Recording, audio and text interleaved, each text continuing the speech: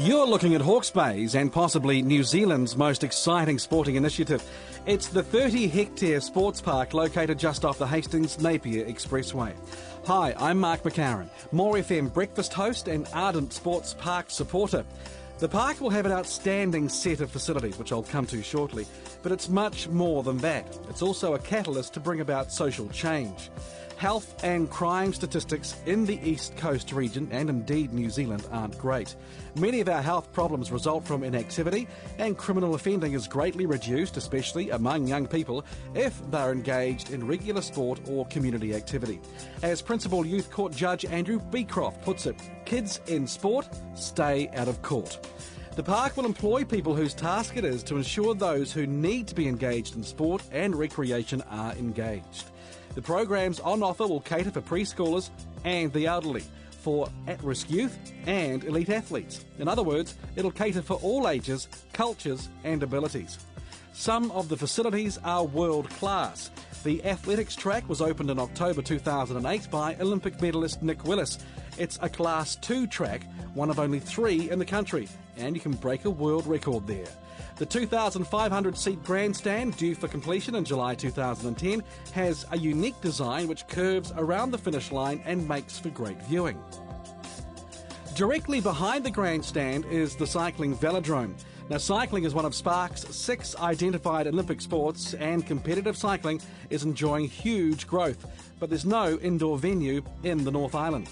Hawke's Bay is a great location. It has excellent terrain, weather and roading to complement the Velodrome. This facility doubles as an events and sporting centre. It can host indoor tennis, netball and football's fast-growing indoor version, futsal. The amenity value of the park is important. Families that bring their kids to Saturday morning sports can grab a cup of coffee and watch the younger ones at the playground. They can also take in the netball at one of the 18 courts, half of which are floodlit.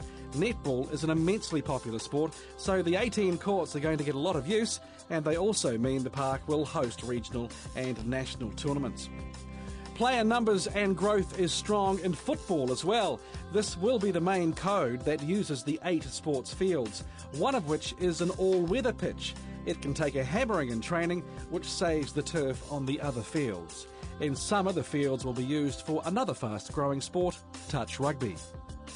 Tennis is also in a strong growth patch, with club membership having increased 40% since 2003. There's a shortage of pay-for-play tennis, and the region is a high-performance centre, so the 16 courts are going to cater for both elite and community use, and like netball, enable the park to host regional and national tournaments. One of the most important facilities at the park is the central building. It's going to be the admin centre for a number of sports, but more importantly, it'll be the gym sports centre. If you're like me, you won't know much about gym sports, but it's described as the glue for the park because it caters for all ages and sports. And if experience in other centres is anything to go by, it'll be used by thousands. At Gym Sports, tots learn fundamental movement skills which give them excellent grounding for later sport and artistic activity. In other words, they become better netballers, rugby players, ballerinas, snowboarders and so on. But it's not just tots. Programs run right through to old age, with senior citizens undertaking exercises to maintain mobility. So this is a park for everyone. Yes, it's a fantastic set of facilities. Some are the best in New Zealand, but it's much more than that. It's a catalyst to improve our social outcomes, especially in health and in crime. And that is what makes it unique.